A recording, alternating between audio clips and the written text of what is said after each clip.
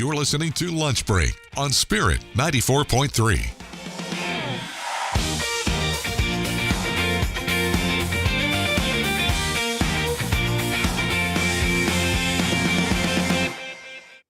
All right, back at it. And Jason, you've got some finishing items for us here today on Lunch Break. Over to you, my friend. Yeah, just a couple of things I want to hit on before we get to our encouragement from the Word. I don't know if you saw this, Rob, but this is a video that's gone viral. It's touched the lives of a lot of people. It's a 4-year-old little boy who wakes up from heart surgery, and he burst into singing "I Am Still Standing," the song that became popular it's by Elton John, but it became popular with kids because of the movie Sing. But in this, just an hour, the article says, just an hour after a critical heart surgery, Louis Hood lifted his voice to Elton John's "I'm Still Standing," a fitting anthem for the resilient young boy born with a rare heart condition. The moving performance brought tears to the eyes of his mother, Jody Hood, who shared this small act and said it was a reminder of Lewis's strength and spirit. Lewis, who lives in Redruth, Cornwall, was born with a condition that left him with a half-functioning heart, and since birth, he has undergone 3 open-heart surgeries, starting when he was just 9 days old. As he approached his 4th birthday, Lewis needed another operation to insert a stent into his pulmonary artery, a procedure that brought the family to Bristol Children's Hospital. So she videoed this, and it's gone viral, just talking about the hope that this little boy has. And we were talking about this, Rob, about a little bit earlier, about how we take things for granted. You know, we live in a world where we can get so discouraged so easily, and we can get so focused on what we don't have.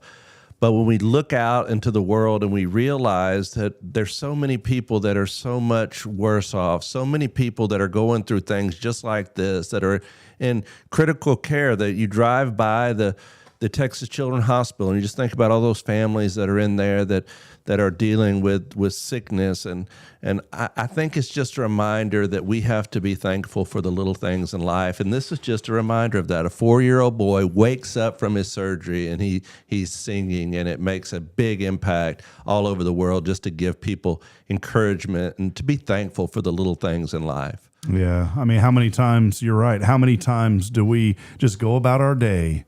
And that's what we were talking about earlier. And I always love this last segment because we reflect and, we have encouragement from the Word, but it's even an opportunity for gratitude, just to look back and say, you know what? Everything is okay. Mm-hmm. Everything is okay. Mm-hmm. And if you don't do that, you'll find you'll live life and it'll pass you by so quick, and you won't be thankful for those moments that you have. Like you were talking about, just your little one, throwing a fit or crying or wanting something or wanting your attention. And then you look back and just a blink, they're grown up, and then you're wishing that you heard those little cries and those little moments where when they're saying, "Hey, Daddy, watch this." You know what I'm saying? Dirty diaper, Daddy. I know you miss those, Jason.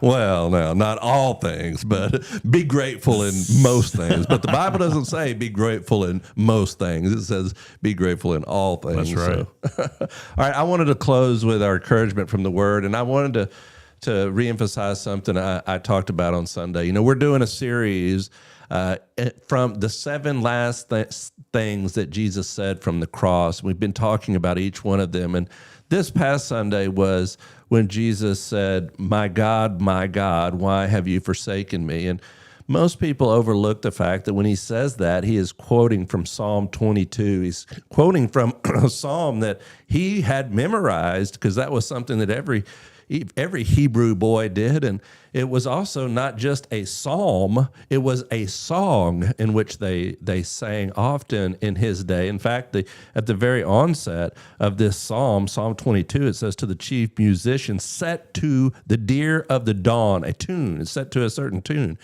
And the beginning of this psalm goes like this: my God, why have you forsaken me? Why are you so far from helping me and from the words of my groaning? Oh, my God, I cry in the daytime, but you do not hear. And in the night season, I am not silent. In this passage, it begins with the cry out, of what the Lord is feeling, but what so many of us feel when we're going through those moments of discouragement, when we're going through those moments of persecution, when we're going through those moments where we're facing the enemy head on. And that's exactly what we see the Lord doing at this point while he's on the cross. But the psalm doesn't end there. The psalm goes on. Listen to what it says. It says, as it continues, you see the prophecy that it's being poured out. It says, "For dogs have surrounded me; the congregation of the wicked has enclosed me. They pierce my hands and my feet. I can count all my bones. They look at and stare at me. They divide my garments among them, and for my clothing they cast lots." In this passage, Jesus is mentioning this psalm on the cross, pointing back to Psalm 22 so that they would remember that actually what he is doing is fulfilling prophecy, the prophecy of the Messiah. He is showing them while he's on the cross, this moment that you have been waiting for, this moment that you have been praying for, this Messiah that you have longed to come is now in your midst. This prophecy is being fulfilled. And the psalm continues. It says, in the middle of it, in verse 21 of this psalm, there's a section that says, "And you have answered me." And it's the turning point of the psalm. Think about all the Jewish boys and believers and girls that when they would go to the temple and they would celebrate and sing, this was one of the songs that they would sing. And this turning point in the psalm, it says, "All the ends of the world shall remember and turn to the Lord, and all the families of the nations shall worship before you. For the kingdom is the Lord, and he rules over the nations. All the prosperous of the earth shall eat and worship. All those who go down to the dust shall bow before him, even he who cannot keep himself alive. All a posterity shall serve him. It will be recounted of the Lord to the next generation. They will come and declare his righteousness to a people who will be born, that he has done this." It ends with a triumph of victory, with a message of victory. And while Jesus is dying on the cross, he is crying out and reminding them of the victory that is won in his death on the cross, the victory over sin. And he is reminding them that this is not the end, that while they may feel empty, they may feel discouraged, they may feel down as they're bringing him off the cross and putting him in the tomb, but just a few days later, that stone would be rolled away. And just a few days later, that tomb would be empty. And just a few days later, Jesus would prove his victory over death.